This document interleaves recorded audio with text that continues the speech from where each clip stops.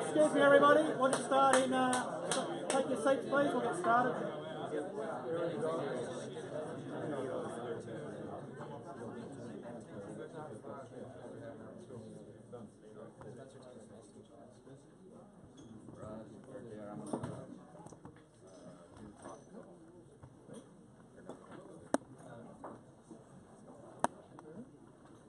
All power through. I'm a trooper.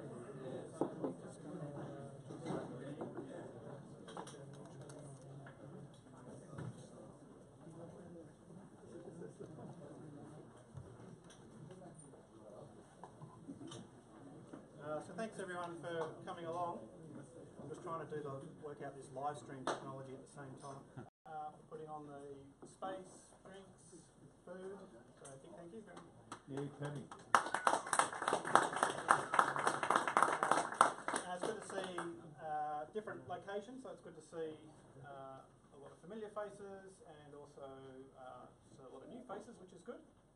So coming across the pond to the other side of the bridge, so across the North City, which is good. I might just kick it off then. You have to excuse out and found these beautiful, one-of-a-kind trinkets. Anyway, moving on. So we'll talk about ecosystems, holistic ecosystems. Pull this up. Okay. So what we're showing here is the sad face. And let's say a client, in this example, auditors, partners.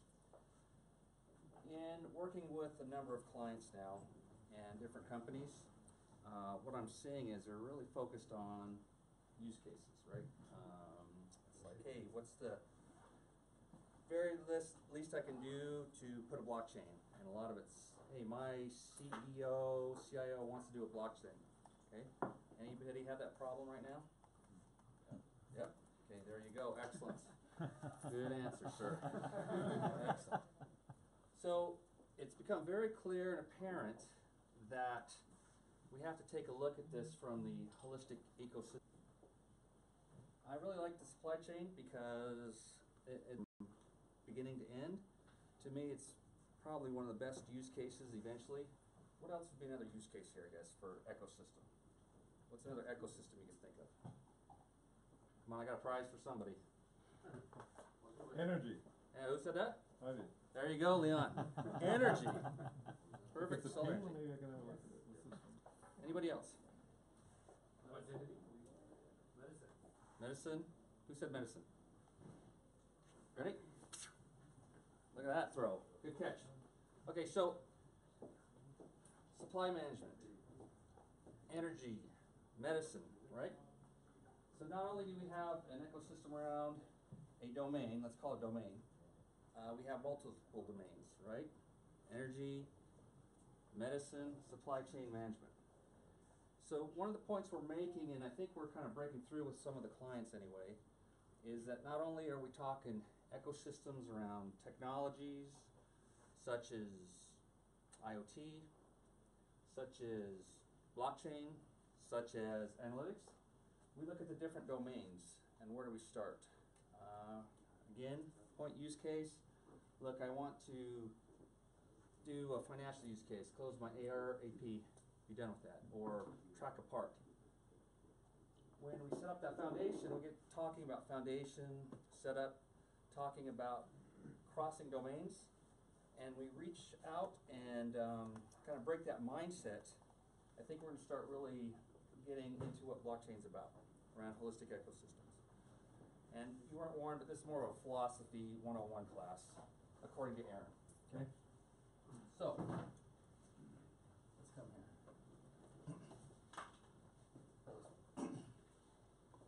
Can somebody give me a couple intra-organizational use cases within the business, within a company?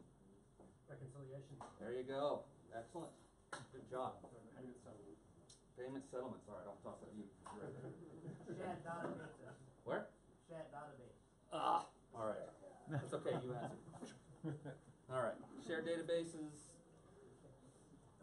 So, the one thing I point out is say, okay, shared databases, these type of things.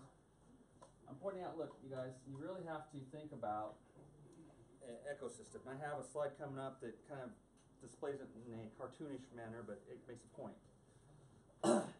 And there, with these things that we're talking about, okay, what can we do blockchain?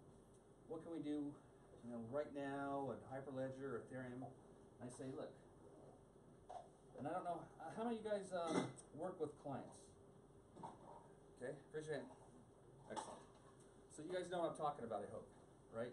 And not just from a technical aspect, but from a, hey, look, let's go ahead and take a look. Here's you. Here's my partners that you have to involve. Here's the suppliers. Here's your customers. Is that an ecosystem? Yes. Yes. Who said yes? No count. This clown wants my pin, man. So, the education comes here. And another thing we're finding and working through is that when I'm talking to developers, this doesn't make any sense to them. Okay? They think, ooh, I gotta put in my proof of work, my Ethereum, go with a lot of cool technologies, of course. What you need to do is when you're talking through this and thinking ecosystems. Excellent. Okay. Do we gotta reach out? Stakeholders. Who said stakeholders? Get out of here. You don't get to answer anymore. Who said COO? COO. Why? They're the ones that are usually responsible for providing operational services to the customers. Business Correct. rules. Business rules? CEO. CEO. COO. Chief Product Officer. Chief Product Officer, maybe. Why? Now, why is that? Can you elicit your answers? Explain a little bit more. So like if I said CMO, it would be like the attribution side of a media business, right? Could be. Who has the power to make strategic decisions? CEO. CEO. Maybe CEO or COO, CFO, Chief Sales Guy, whatever, some CXO. So the point I'm trying to make here, again, this is kind of philosophy 101, is that unless we reach out to the right person in the organization, you'll be stuck doing point use cases, standing up a node here and there. Okay? This is a nice thing, right? I hear over here, we're really trying to do a lot on blockchain, try to be more efficient with our taxpayer dollars. Is that true? No? Don't they say that though? They're really trying to be responsive government? So, even though we hear this around government, I don't truly believe it, simply because that means I lose my tax money, my head count, my employee base. So, just a thought there. Here's an interesting one. Anybody can point out maybe an ecosystem among industry peers? Somebody who hasn't answered. Interbank settlements? Interbank settlements. Okay? You want to talk a little bit more about it? Oops, sorry. I guess international transfer remittance, like the trivial thing that blockchain came to feel in the first place. Okay. Somebody else? I've got one, but I don't need a pin. Yeah, I can't give you that one. Sorry. Open banking. Banking. Open banking. Open banking. So what they currently have in the UK, which is an API system that allows different banks to share customer information between themselves with the approval of the customer. Okay. Then I think. Go ahead. Bill of lading is airway bills and shipping. How so? Right now you have a document with Oh, can you speak up? I can't. You have a document with 5 hard copies that has to go from A to B for 48 days, and 90% of the cases gets lost. It goes from ship to ship, especially containers goes to container. So different operators, if they were on the blockchain, to eliminate that, it settles financial flows go immediately. Same with the airway bills. You have typically always have 5 or 6 different companies using the same document. Okay. Mobile network interoperability. How so? Something like Mojaloop, which will provide the interoperability between the Customer? Who said that? Sorry. Share it across the bank, and I think to the point the gentleman, it's more about open banking and adding more on top of it, customer service, person moves from us is much better. Data portability. Data portability. Data portability.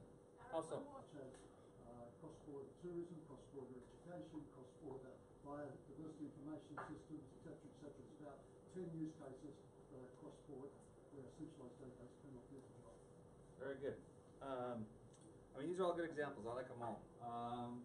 The one thing, too, we're talking about is, go back to this and this perspective.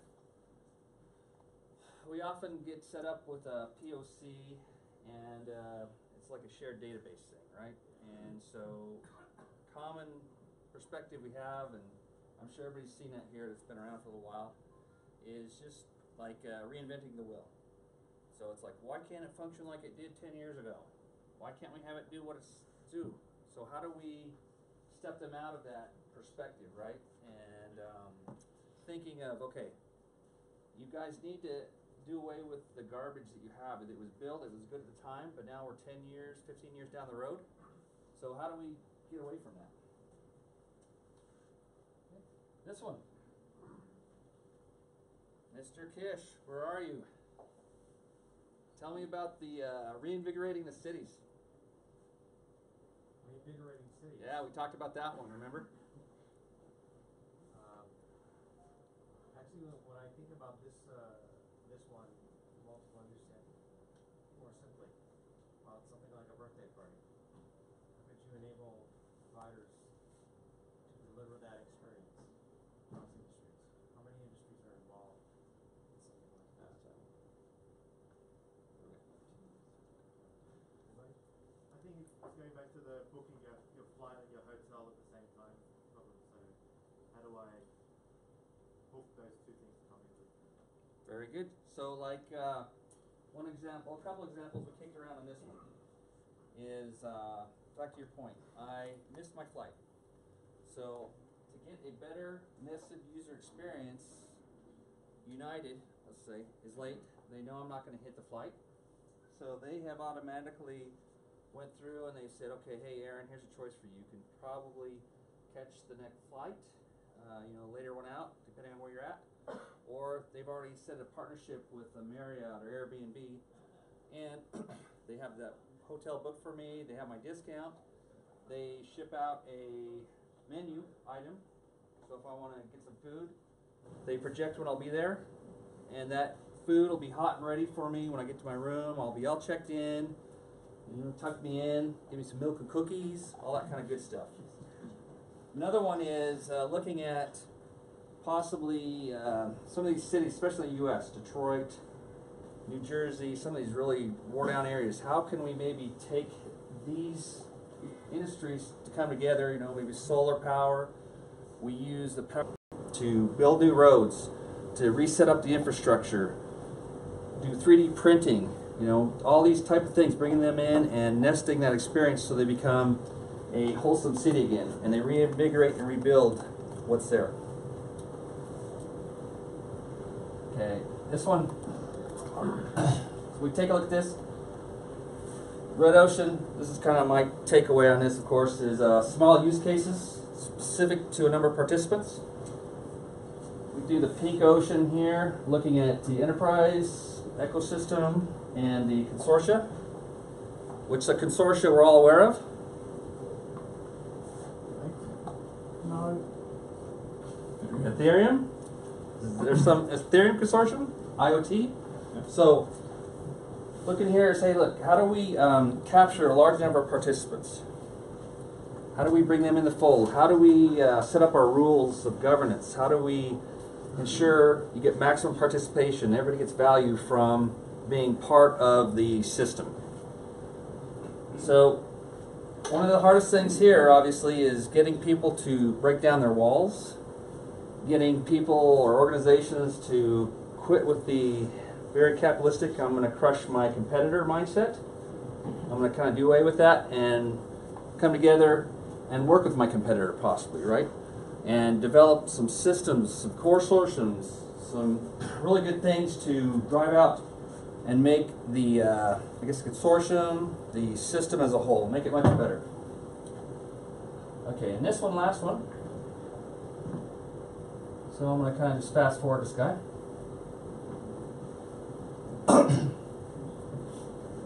Alright, let's push it up. The reason why I like this picture, it shows and it helps drive that concept. And I found this works with some of the clients. When we talk ecosystems, right, they may be the manufacturer, they may be this guy, the 3PL logistics, they might even be the DC, distribution center. So helping them think through the concept of, hey, this is an ecosystem, i.e. you cannot do blockchain on your own, okay?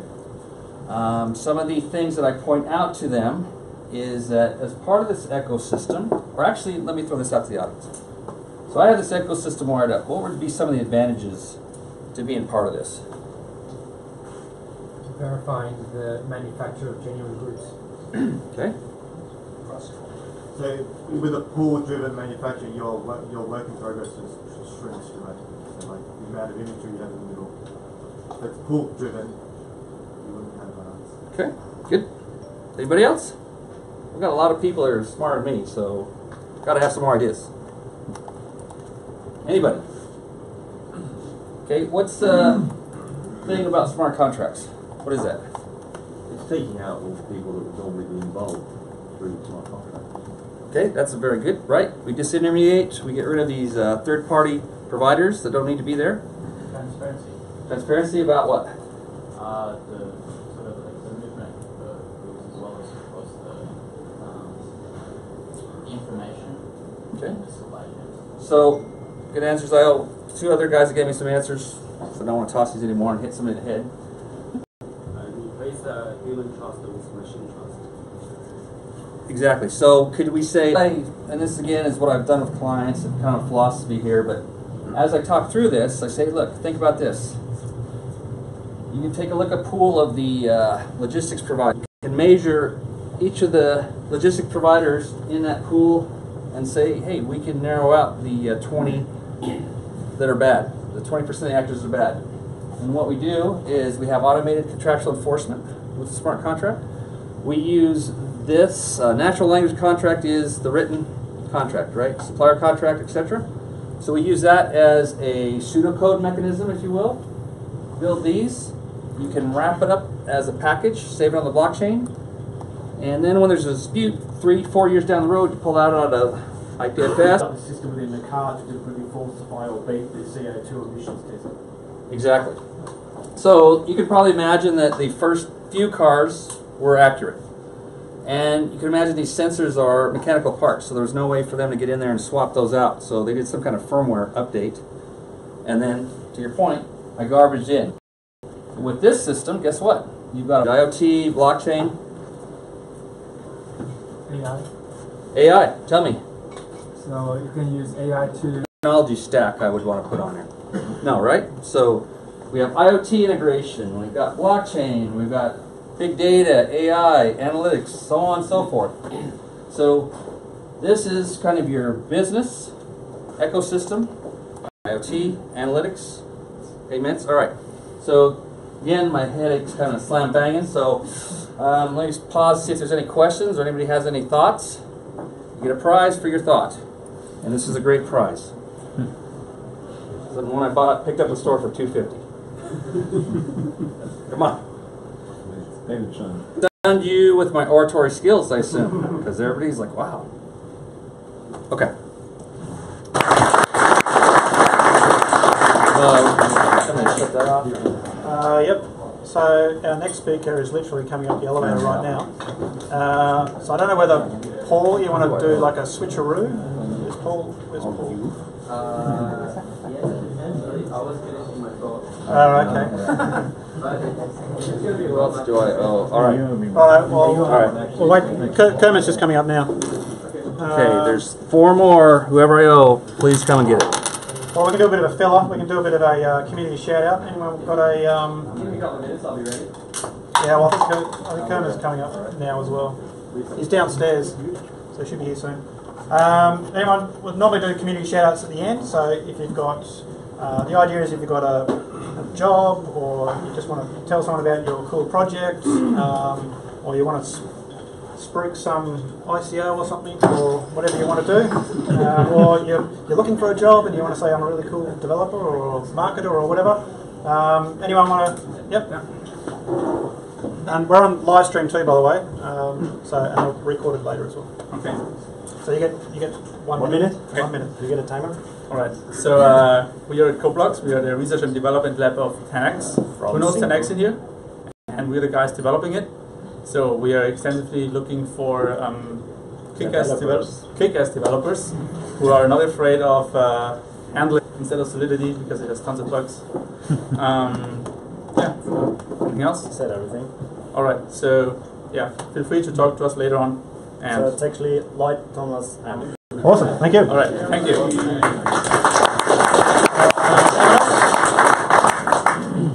Next speaker is stuck downstairs trying to get up, so we can do another one.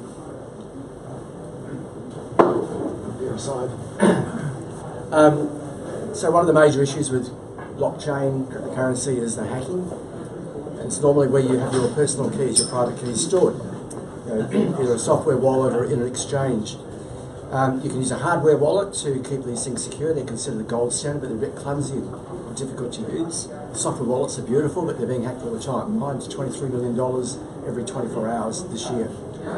So what my team have created is a thing called Bank Vault. It's a new category. It's an invisible wallet. We're building these bank vaults, which are basically virtual machines that are invisible from the internet. Inside there right now we have a wallet. We can put an exchange in there, and this is released. It's very mature tech. We're just launching into the cryptocurrency space now. So if you want to check it out, bankvault.com, and if you want to have a chat with me about it, I'd love to tell you about it. We're also doing another capital raising now. So yeah, thanks. That website, one more time. Bankvault.com. Thanks, guys. Another one? Come on, Lee. I know you want to. No, I won't. Why not? Okay, I'm known for being very shy about our projects, but Leon Vandenberg, I'm here from Solara, SOLARA.io. We are a blockchain startup that is putting little truth machines on your solar panels. So my background is providing IoT. That garbage in, garbage out sort of comment goes to the verification of what we do on a solar panel. So I used to do Bitcoin mining, and with these little mining machines, you get to make blockchain math and a lot of heat. And this is a computer race to do what's called proof of work. And our thesis, the ultimate build of our Solera platform, is that we create little machines that create proof of fusion. And this will be a consensus fabric that will build and work on top of solar farms. Now the challenge with solar farms is we need to scale and grow these around to the solar panel. And these property rights allow us to bootstrap or crowdfund solar communities, solar gardens, and solar farms. And so this project is called Solera. We're building out this quarter with a public sale. So there'll be some new announcements, and I'll be presenting tomorrow at Harpoon Harry's a little bit more detail. And I think my minute's up, but come to solera.io. There's a Telegram chat, and we're building our community. Thank you. Ciao. Right. We'll have to do another one while we set up. Right. Announce nodal. No. Nothing to announce. We're in stealth. Stealth Right. mode. Yeah. Stealth mode. Anyone not in stealth mode? There we go. The brains behind it of the 8x protocol. It's pretty cool. I won't steal his thunder and tell you what it is. But if anyone wants to do one more shout out, get him out of the way now. It means we don't have to do much time. Come on, Dan. We're presenting next month, man. Oh, right, okay. Give us a preview then. You didn't give us the tease. Bocky? Stealth mode. Stealth mode. Oh. Someone has lots of money and wants to throw it my way. Decentralized exchanges, about 3 or 4. Yep. We've got decentralized put and call options. We've got security token platforms. Awesome. We've got shitloads of fun stuff. Shitloads of fun. So if you have lots of money, throw it my way. I'll share some. You look after it. So they guys got lots of money. Make this look. Oh yeah, lots of money. What's crypto?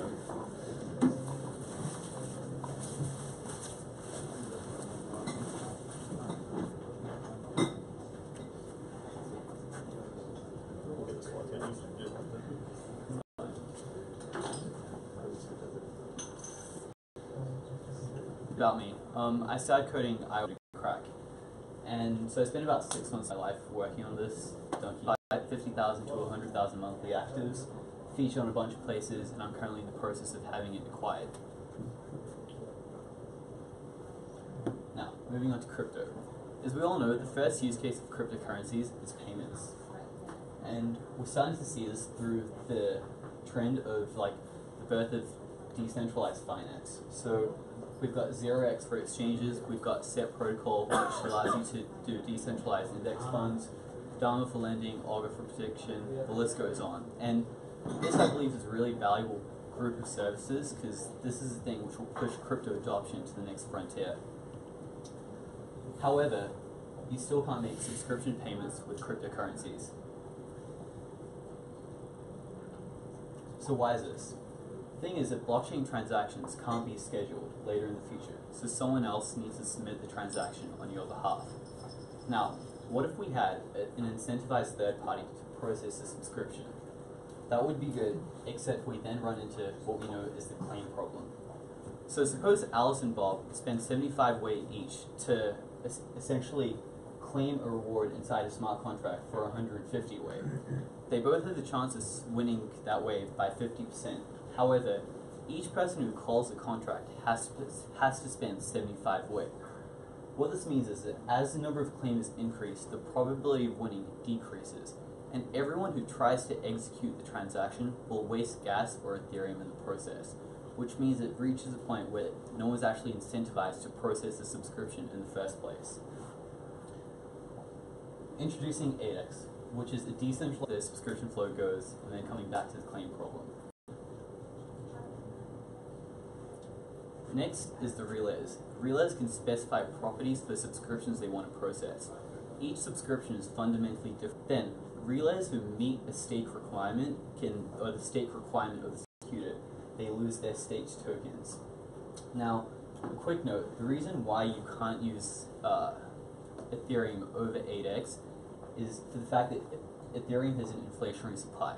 So once the token reaches, say, 80% of all the tokens are staked or 100% of all the tokens are staked, as the number of subscriptions in the system increase, the number of tokens you need to process a subscription decrease, where it effectively becomes, you can imagine one token would allow you to process 5 subscriptions in one state, and then as subscriptions grow, one token could theoretically allow you to process 10 or more. However, if there was an inflationary supply, you wouldn't really get that equilibrium and you'd be fighting against the inflation rate of Ethereum. Now going back to the claiming problem, since I didn't really talk about how that was solved. So the Pareto principle states that 80% of the wealth is held by 20% of the population. And you see this in a lot of countries. They have a Gini coefficient, which measures the inequality in each country. Have a system to get around the claiming problem. So when a subscription, should they choose not to process it, they can let it go. It keeps going down and the stake decreases exponentially, processes it at the top. They lose 80% of their stake. 80% of their stake is locked up for processing that subscription, meaning they're effectively popped off the list. It's like a queue. You've had your turn, you go away for a month, and the next month you can come back.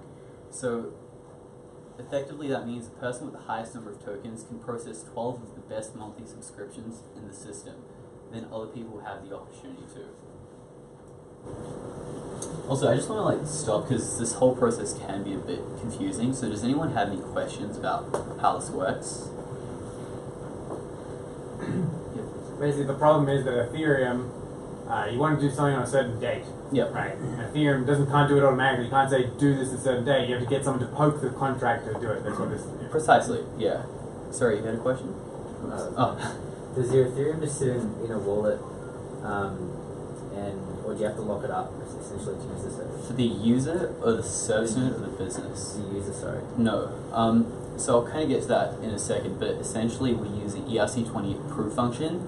So the protocol has the ability to take funds from your wallet. It's not actually an escrow-like mechanism, which means that it can be used for a variety of things. You might have one DAO paying another DAO, or you might have one user paying a DAO. You can mix and match this in any ways you deem fit inside the system. And that allows you to process 5 subscriptions. Now, the thing is that the inflationary rate of Ethereum is roughly, well, Ethereum is an inflationary currency. And that means that you need the number of unstaked Ethereum in the system would keep going up. And unless there was a really high demand of subscriptions coming in the system, you would need more tokens per Ethereum to process a subscription. Have you looked at the Ethereum alarm clock?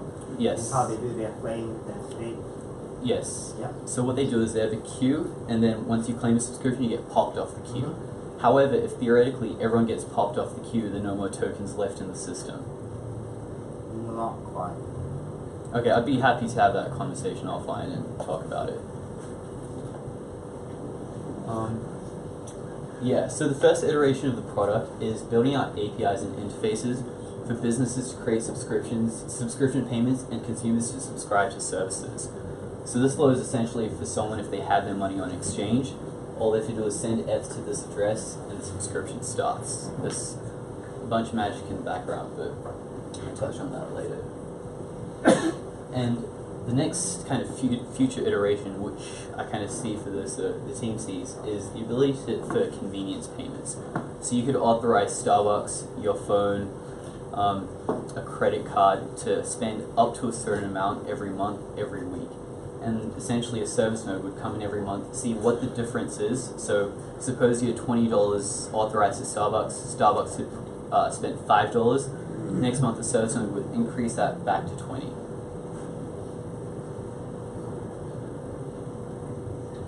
So a few kind of use cases. The first which we see is crypto being used to provide cheaper, faster, cross-border recurring payments.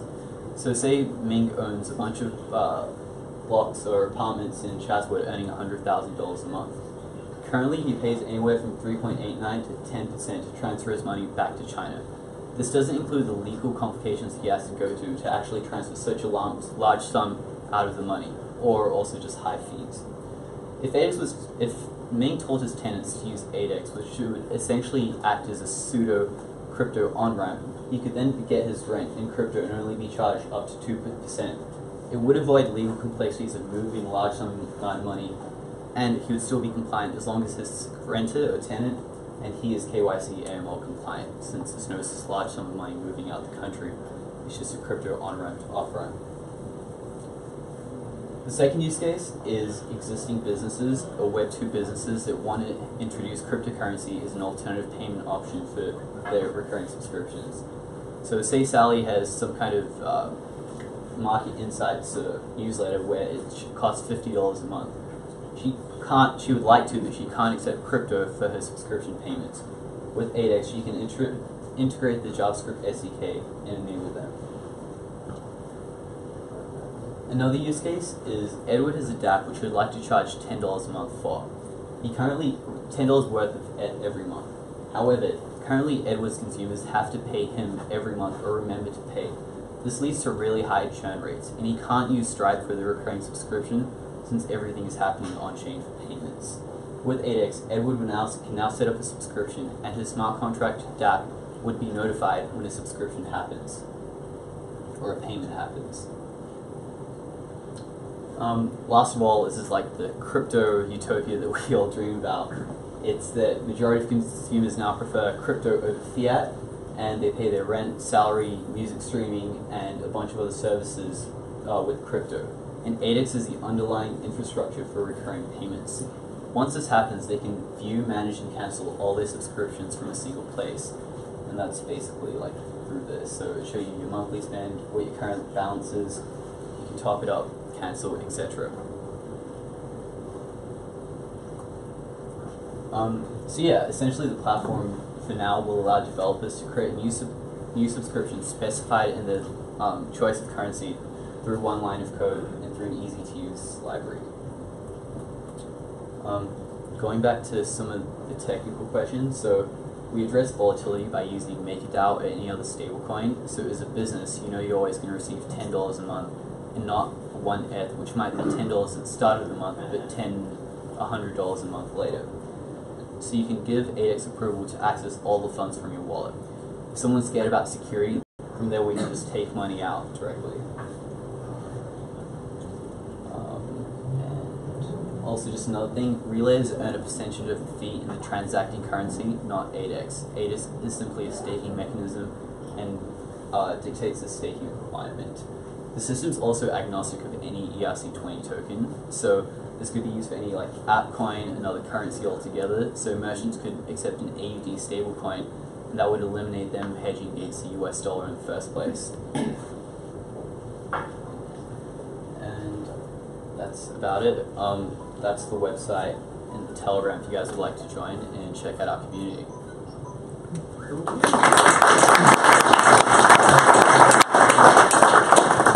Questions? So there's questions.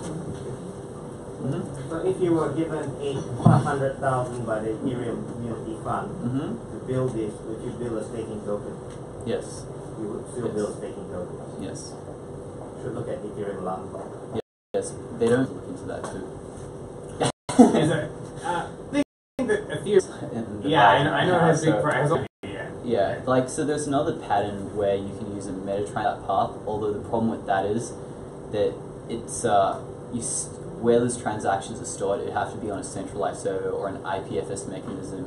And there's still no clarity about how you implement decentralized trustless recurring payments, because that would still involve a bit of trust. The whole idea behind the system is that you set up subscription and you know what's going to happen. Wouldn't you just need to trust an oracle like an atomic clock? So then, wouldn't you just need to trust an oracle like an atomic clock, and then you could schedule the payments regardless of where the blocks were? Sorry? Like, so you have an oracle which... An oracle that provides your time reference. Yeah. It's used on the internet. It's called an atomic clock. Yeah, so the oracle would still need to read transactions from a certain place, and where do those transactions sit? So it's not the cron job. You need someone, after the cron job's fired, to actually sign a transaction and pay some gas. Right. I mean, expanding on the point of implemented on the Ethereum level as well, it could just be like a keyword you put in your contract so that the miners pick up and actually schedule the contract and transact money away from your contract. Sounds like. That doesn't exist at the moment. So at the moment, yeah, it doesn't exist, but it would be the why not? much cleaner solution to solve the problem, right? But I think it's low priority. Yeah, the Ethereum, as you'll find out in the next one, Ethereum is trying to do a lot, like in Solidity. So what would you do with the NPP, Nick, to do this instead? Well, NPP can't do this. NPP. No, I know. That's why I'm asking it, right? Yeah. So you can't do this with a bank account and the NPP. Well, the bank will do it for you, but maybe one.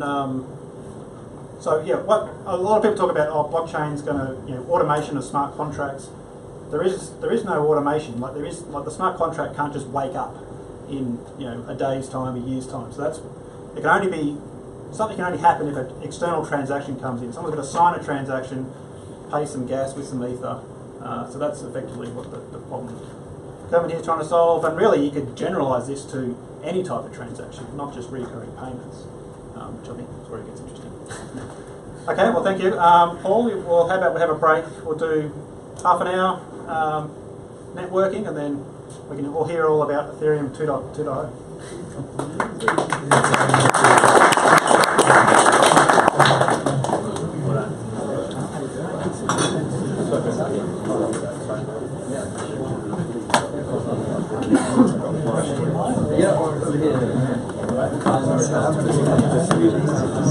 I sent an Oscar payment today. Oh, did you? Yeah, it actually. Obviously, you don't bank with ANZ or Westpac then? It went to an ANZ account from my Westpac. This is actually on, by the way. It's okay. Pause it. Yeah, okay.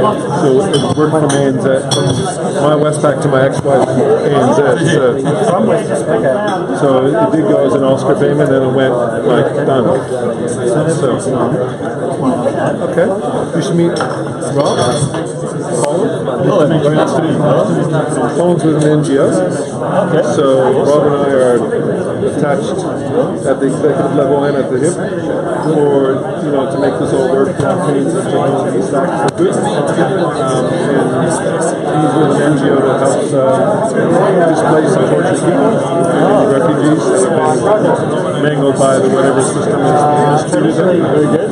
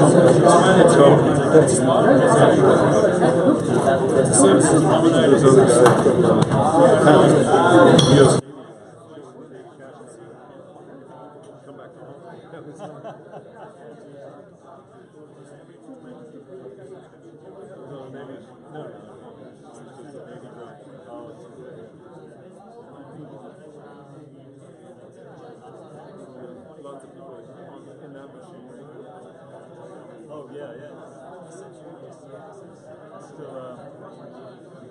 Still get the.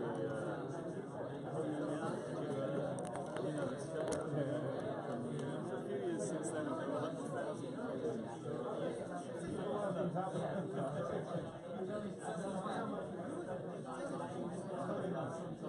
What do you mean? That's on, by the way. That's on. Yeah, thanks.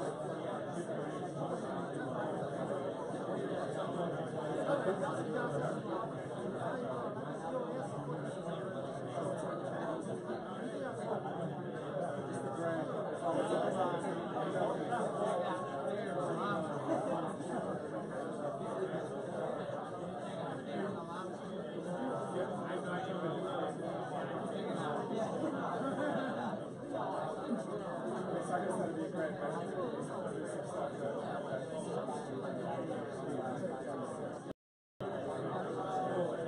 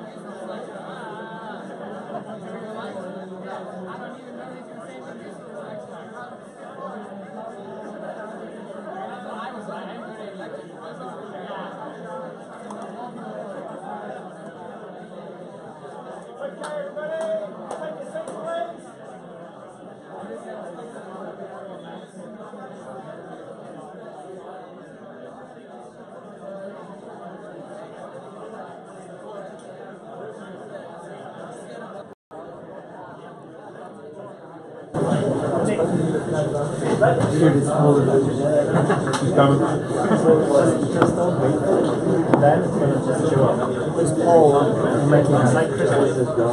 I probably should have checked Paul was around before.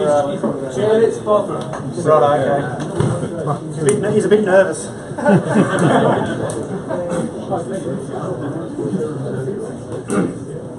Here he is.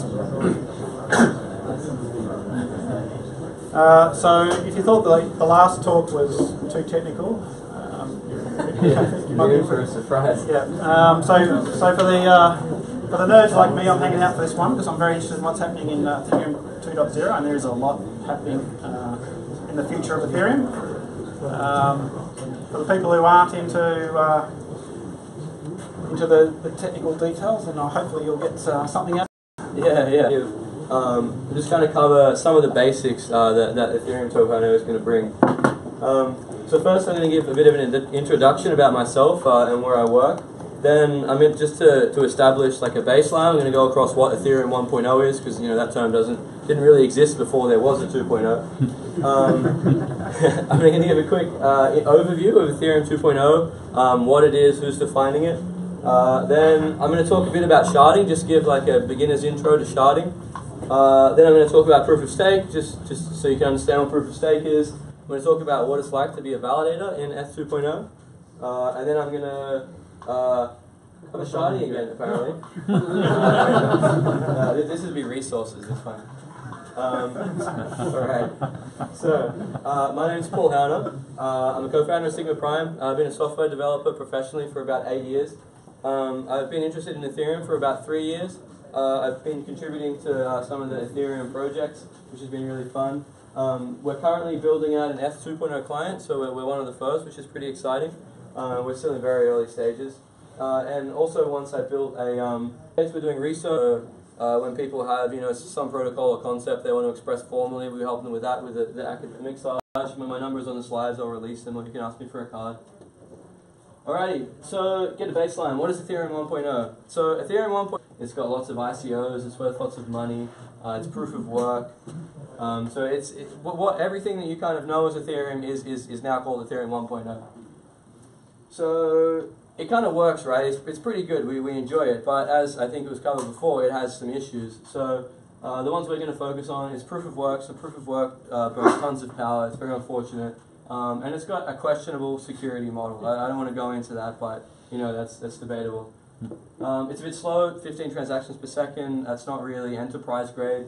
It's non-parallelizable, so it's bound by OC. So this is a term you might see if you start getting into the research. This is like, it means it's bound to the order of one computer. So it looks like Ethereum is running on millions of computers around the world, but they're not all working on individual parts of a huge problem. They're all working on the same small problem. So everything kind of runs one after each other, which is really what slows us down. And it's got a clunky EVM. The EVM is cool. So the EVM is like the smart contract engine. It's pretty cool, but once you try to do advanced things in it, you quickly run into its limitations. Alright, so we know what Ethereum is. We know kind of why we might want to upgrade it. So let's start to have a look at Ethereum 2.0. So first, I kind of want to ground us a little bit in reality here, so we don't get too excited about, oh look, it's going to be here next month and it's going to go to like $1 million and stuff. So I'm going to go through what it is and what it isn't. So firstly, what it is, it's being specified by Vitalik Buterin and pals. It's a core focus of the Ethereum Foundation research team. So there's a lot of effort being put into it, a lot of smart people. It's under development by several external teams, like us, for example. And it's pretty cool, in my opinion. I think it's cool. I like it. However, it is not completely specified, so it's 70% specified. So kind of bear with me if there's some things I don't know or it's kind of shady. It's either one, because I'm incompetent, which happens occasionally, or two, because it's unknown.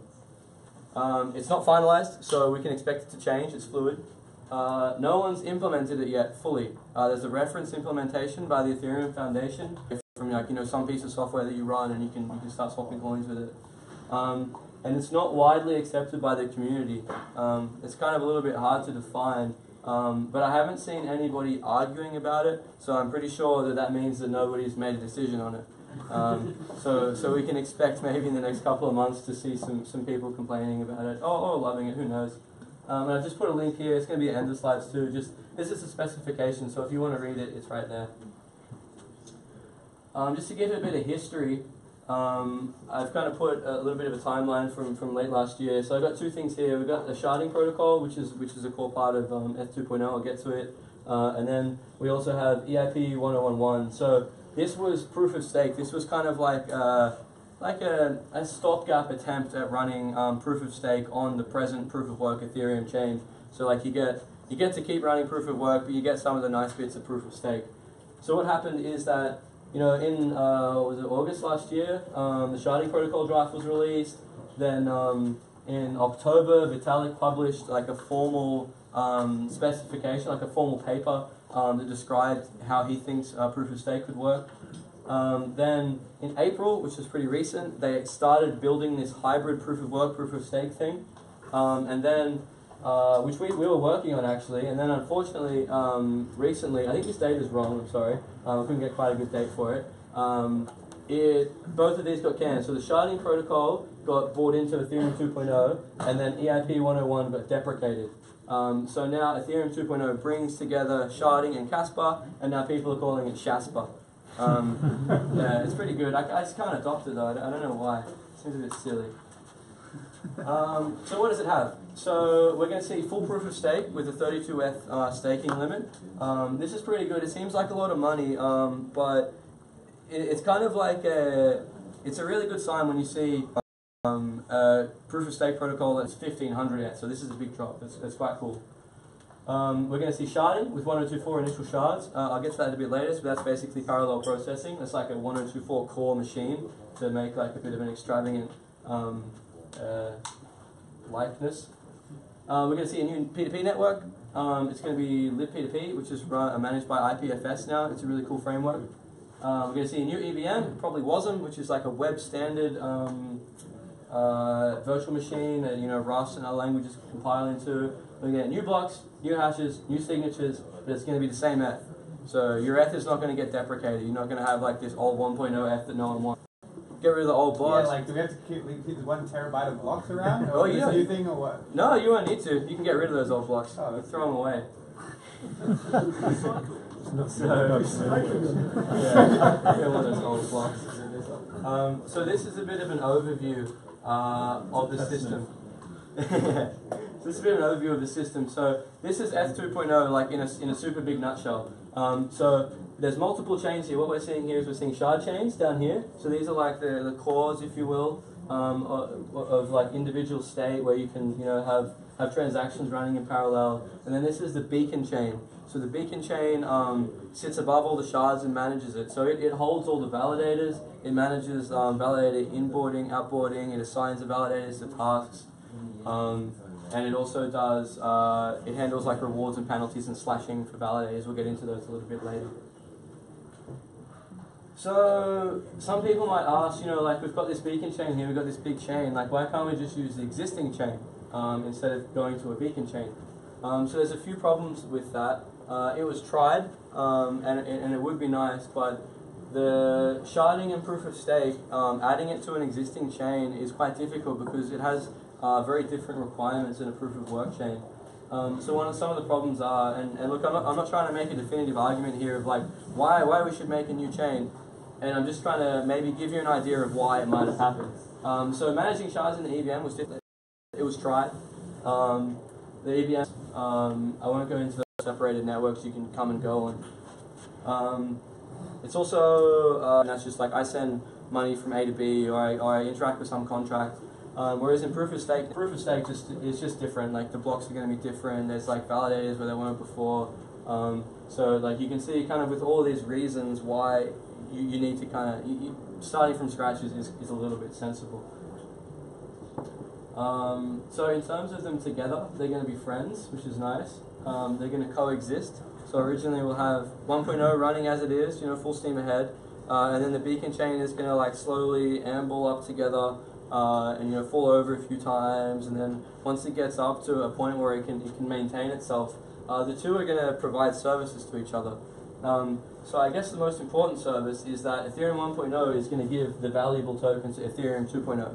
Because proof of stake means that you are putting up stake. If you need something that's valuable to stake, so it's going to be handy that Ethereum is going to give this valuable token over here. So you'll be like, I burn my Ethereum here and it pops up over here. We'll go into that later. So that's how Ethereum 1 is going to help Ethereum 2. And then there's also this thing, I won't get into it, but if it interests you, just have a look. There's like finality, so proof of work has this problem where blocks can be reverted technically, and proof of stake doesn't have as much of that problem. So Ethereum 2.0 can offer this service to 1.0 should it wish to accept it. But it's important to note that they can both exist fundamentally without each other. In terms of a protocol, like if you were just to strip away 1.0, like 2.0 could run on its own if it had some bootstrapping process to get its token going. But like no one wants to see another Ethereum ICO. But they can exist together, and personally I would like to see the proof of work chain kind of like gently go the way of ETC. But we'll see what that happens. So in terms of the timeline, so these are super wavy timelines. This is just me kind of plucking things out of air. I reckon it's going to be late 2019 that we're going to see actually interesting maybe news about it. Like all this stuff through here is going to be very interesting to the people who are developing it. Again, once again, no guarantees. That's just my idea. So there are some people working on it. So these are the present implementations. No one has completed it, but these are the teams that are kind of at it. So the reference implementation, this is the Ethereum Foundation. These are some really nice guys out of Toronto that are building an implementation in JavaScript. And also it helps with a network congestion, like if you have an IC. Oh, sorry. This may be a stupid question, No. but the beacon chain to shard chain concept would be very similar to Hyperledger. Is that correct? I don't know a whole lot about Hyperledger. It's going to be similar to a lot of protocols, really. Because I imagine that the interoperability and the management operations between ledger systems would be very similar to that of like a beacon chain with smaller chains underneath it. Anyway, yeah. Like this. You mentioned moving from the EVM to WASM. Yep. Any complications with reverse compatibility of code? There'll be challenges. I know there's people working on cross-compilation, so I'd be very, very surprised if you see WASM that doesn't already support every other contract made. There's already some now. Yeah, okay, cool. Yeah, they're working on it then.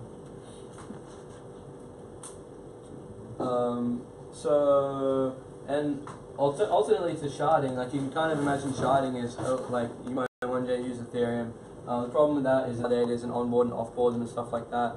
It's just a little bit of a waste of time. You can have these more lightweight shards that just focus on doing what terms of in terms of blocks. Like not in a strict sense of the word, but like on a shard you could start to do like side channel stuff, like they're doing with is it Raiden?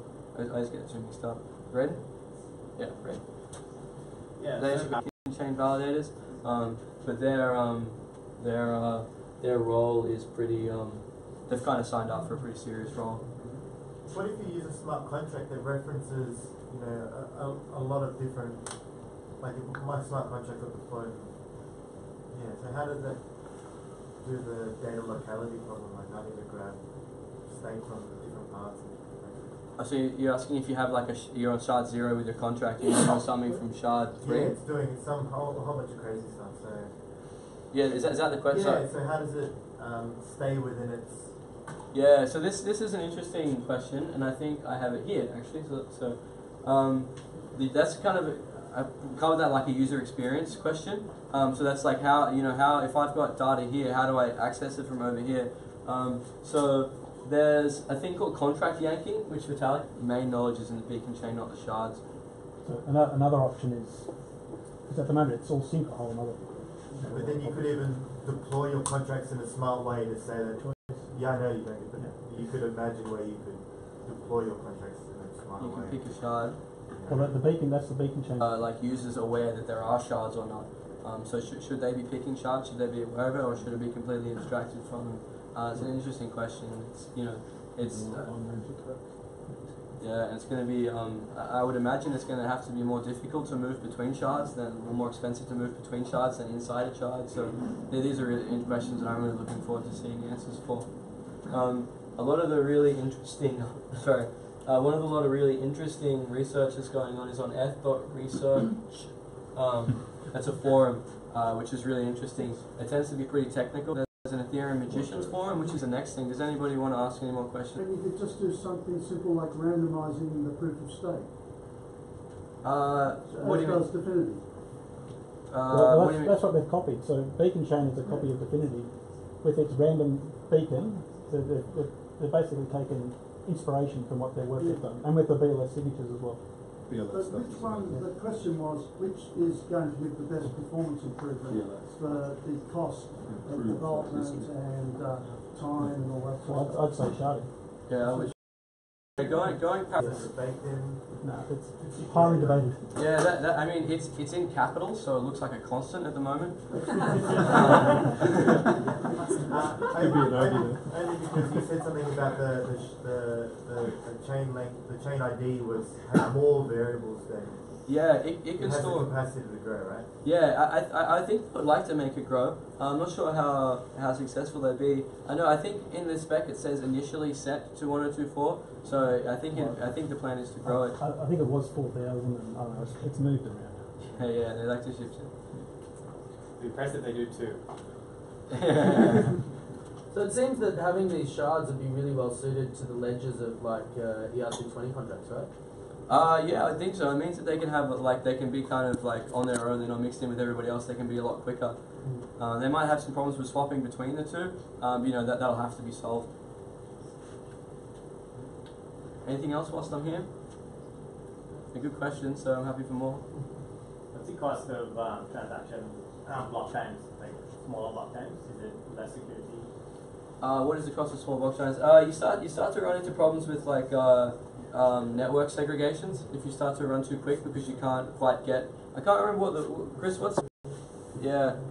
But they're going to be so there's 8-second slots in the beacon chain, so it's going to have an 8-second block time per se, and you get a chance to vote in that slot, and if you miss your slot, then someone else gets it.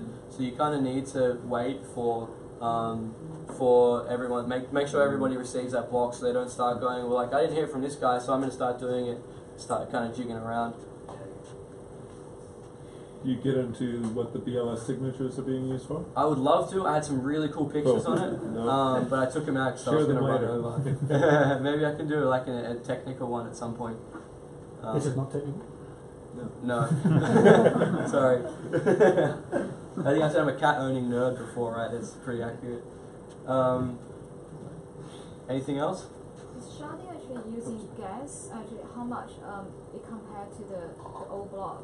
Does that use less gas and transaction fee or discount? That's definitely the plan. So the sharding will still have a concept of gas. You'll just have to pay for it. But when you have lots of multiple threads running per se, shards, then you can afford to make the gas a lot less. Because you can start to do things where you say the community says, oh, 2/3 of our validators are bad. Then you can start to do things where you need to go to the community level and you can be like, you know what? No, we're all going to ditch all those validators and decide to hard fork away from them. 1,000 more transactions.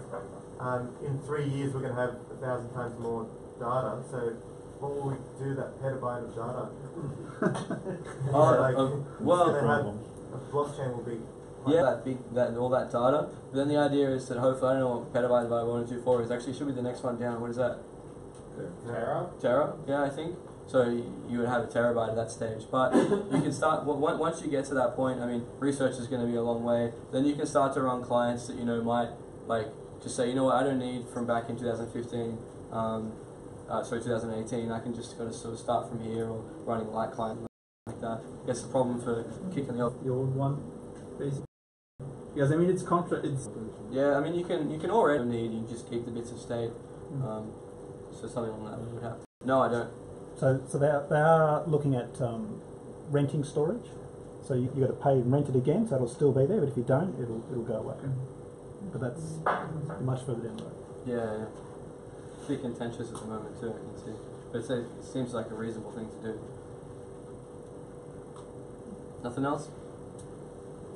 Alrighty. Proof of stake. So, proof of stake. In a nutshell. So proof of stake, emanating away from you. So just to do a super simple version of proof of stake, say we all you had to pick pizza. So what I could do is I could get $50, then you can have my $50, voting on either side of it. So if you can like mathematically prove, like in a smart contract, that someone signed, one of the validators signed a transaction for this block and this block, they're in separate forks and they're illegal. So then you can, someone will be incentivized to grab that transaction and then throw it, and that's called slashing. So when you get found to do something wrong, you get slashed, and you lose some of your stake. The slasher. Who gets it? So whoever identifies. Yep. Yeah, and some gets burnt, so it's not so you can't do this thing of colluding with your friends to share around. Yeah, so it's kind of like a leaky game, so to speak. What happens to the 32? What happens to your? To the 32 that stake that got slashed. It goes to part of it goes to the person who slashed it. Part of it gets burnt. Burnt. Cool. Burnt. Yeah, that's right. Goes up, right?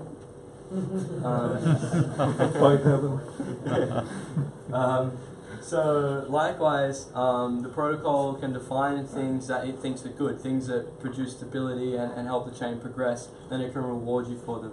Like for instance, in the beacon chain, if you if you can pull in as many crosslinks as you can, you get a little bit of a reward for each crosslink you pull in. So now you want to try and like it disincentivizes you to just sit there and be like, you know, I'm just going to make empty blocks because I just don't care. In the next section, I have a bit of a thing of how you get assigned, but the whole pool gets kind of split up into tasks and assigned to shards. Talking about shards specifically, empty blocks.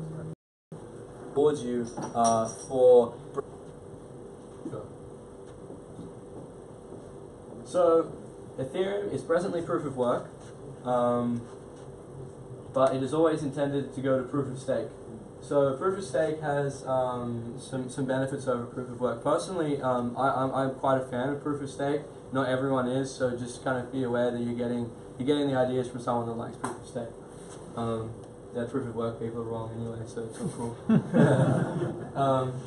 So it doesn't use insane amounts of energy. Proof of work uses so much energy, it's ridiculous. Proof of stake only uses as much energy as it takes to compute the things you're doing. There's no like setting trees on fire game kind of thing. It's easier in proof of stake to kind of stop and punish certain types of attacks. So something I was talking about before when this gentleman asked about the bad blocks. You can do these like if you find a whole bunch of validators in a cartel with their money in. Now you've moved over here, there's less ETH, so theoretically it's worth more. Now they have to spend another $10 million, they get to do it once more, whereas in a proof of hashing algorithms and proof of work, but it's difficult, but I guess so is a proof of stake attack, but yeah. So theoretically it should lead to faster block times. It's hard to say. I kind of got that line from Chris, who's really good at consensus mechanisms. It's a pretty wavy one to say, but it's kind of a nice way to do it. And it resists centralization around hardware manufacturers. So like in Bitcoin, you got a lot of these like Bitmain, Bitfury, and they make all the machines that most of the mining happens with. So you start to get a bit of an issue with centralization that now they have kind of a disproportionate amount of control. So at least with proof of stake, like you're going to have centralization around people that have a lot of money. That seems to be a pretty common theme in society. I don't know if we can escape that, but at least you now have like one less thing to worry about, and that's hardware manufacturers. There are some gains to be made from having fast hardware and proof of stake, fast internet connections, but they're pretty small compared to what the gains from being like one of the only people in the world that can. Whereas these verifiable delay functions is like a proof of work that you can't run on multiple computers. You have to do one step. It's pretty interesting. Can you explain again how you would punish? Chain, right? And then it just so turns out that we really screwed up and Philip. So Philip's like such a jerk, and he has just producing empty blocks. He's just doing everything that he can get more ETH to fight him. So what would happen is then off chain. So I know where his addresses are. These I can see. Yeah, he's out, man. It's off you. So in your chain, you create a new chain. Lloyd creates a new chain. Who decides on themselves as So I meat give puppets. everyone Philip's a part of my joke, You don't like Bitmain or the LPS, but this is not necessarily a TPS base. This is about control. This is about control. Well, I mean, this is getting into it's getting a bit deeper than the technical aspect of it. You were kind of where they wrote Bitmain and stuff too, so they do have, I agree with you, software. On the governance mechanisms and how they will evolve into Connect? No, how the community will get together and form governance. But in the example, that will allow for a 33% attack as well, wouldn't it? They'll get together in a meat puppet meeting and they'll say, you know what, I know all the Philips addresses, so now in that piece of software, kind of like the DAO, we make a special, it gets sent to 0, so now Philip doesn't have any. So now Philip still has his chain, and Philip and his friends still have their chain where they have a whole bunch of ETH, but nobody's on it, and it loses that market value, kind of like ETC did. Right, so in the Bitcoin example, what would stop someone like Antmain killing Nanopool? So they've got, 40 something percent, they got more than 33%, and they decide to wipe all of Nanopool because they're competitive. Well, I mean, theoretically, nothing's stopping them. I mean, I don't think they have control of their gear once they've sold it. But it's just more the 33% example that they could, But I think it's a separation between the ownership of ETH. So if one person owns 2/3 of ETH, but the rest of the community is in one place, right? Then if we all go and we bring our development and our ICOs with us to somewhere else, and one guy's like, well, fuck it, I've got 2/3. Like, great, you've got 2/3 of the network of one. Yeah. So it's the same with your Ampool and Nano, right? If they go off and make their own thing, but no one follows them, they've got their own network, and everyone else keeps the main thing. I guess that's possible. You're a double agent, aren't you? Sorry? You're a double agent. Yeah, that's right. I have to kill you now. But yeah, I guess that's possible. The governance side of stuff, I tend to avoid a little bit. One, because it's I'm not particularly up on it, and two, because I tend to focus on the technology side of it. So I'm more interested in how the tech works as opposed to the governmental side of it. That's not to say that that's all. Yeah. Do it for a second. Somebody was good dancing. Or print the What's consensus doing in all this? They're writing.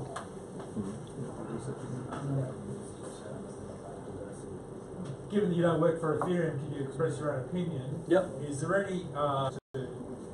I'd say it's going to become less decentralized with proof of how so. Well, it's going to remove that hardware centralization I was talking about before. I mean, you look at Bitcoin and the hash power distribution amongst companies is a large amount of the hash power. So Ethereum allows you to So it's an economy of scale argument. Yeah. But is there anything about the allocation of work that you're talking about that is potentially centralised? Well, that's one of their big That's one of their big principles is to have decentralization. So they want anyone on a machine like this to be able to participate. So they've made compromises on speed to be able to make sure that it runs on commodity hardware. So there's no finite limits in the number of people that can be operating as validators? Or Well, there are limits on that, but they don't want to have it so you have to run a supercomputer to be a validator. So they've made a decision that we don't want only people with the 10 biggest computers in the world to be able to participate. So I guess that's an example of where they've made a design decision to make sure that there is it's decentralised. Is there any voting mechanism like the EOS has for figuring out who's going to be the validators? I'm not sure. I doubt it, because that's a delegated proof of stake model. Yeah. So does that mean with 1,000 shards and 32 ETH minimum, so with $15 or $20 million, you could have all of the validators? Well, you can have more. You're operating in parallel. Yeah. We're getting rid of the hashing power. The computing power. Yeah. To write transactions. Yeah. Is still. Yeah. So currently it's 120 power. They don't want to. We're getting rid of work and we're going to proof of stake. Yeah, that's hash. Computational power you bring as a shard operator to the transaction through. Oh, maybe things. If you're blocked, then you get paid more. Okay. So computational power and resources. Correct. That's how Ethereum 1.0 encourages. Yeah, that's right. As much as you can in that. Yeah. Okay. All right. So the family of consensus protocols. So there's two primary ones in it. I don't actually know of any other ones in it. So there's friendly finality gadget (FFG). There's the friendly ghost, gross heaviest observed subtree. That's not important, but that's why it's in capitals. Unless you're a researcher. This is TFG. The friendly ghost TFG, friendly finality gadget FFG. Easier remembered as Vitalik's Casper. So this is the Casper that Vitalik wrote, and he's like pushing it. And this is Vlad's Casper. This is the Casper that he wrote, and he's pushing it. So FFG is going to be what's in Ethereum 2.0 to start with. It's simple, it's achievable, and it's ready to deploy. It's quite easy to do, and it's sensible, it's cool. Vlad's Casper is advanced. It's quite complex in a good way. It's like from the ground up, like new consensus research, and it's still under research. This is the one, I wrote a simulator in this, and it was very difficult. So I can see why this is still being worked on. So as I said, FFG first, then TFG.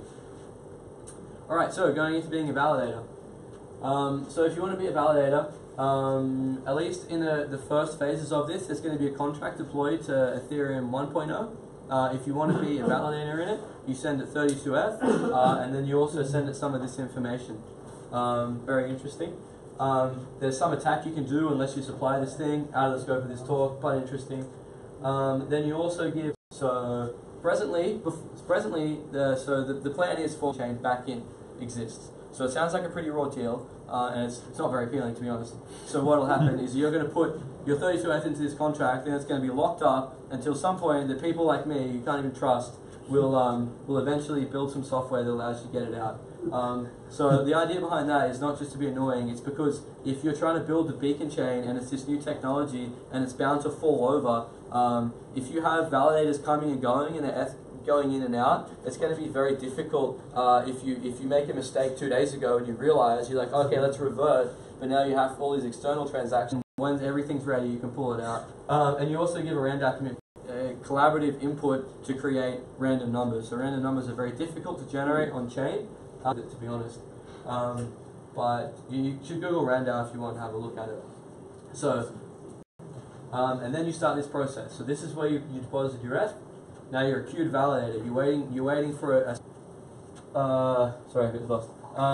So the active validators, there's only so many slots. They grow by time. The pool expands over time, and also as people leave, slots open up. So you wait in queued validators, and eventually every 5-12 seconds, they recheck the validator pool. Eventually you get pulled into being an active validator. So this is where you start, signing messages, doing all the validator duties. And you stay there indefinitely if you're doing the right thing. You can stay there forever. But then you can elect to exit if you want. So you say, I want to exit. And then in the next 5-12 seconds, you'll get dropped out. Even a bit longer, actually, you get dropped out. Or if you get slashed too much, half, you're out. They just boot you out. So after that point, there's going to be a big delay in here.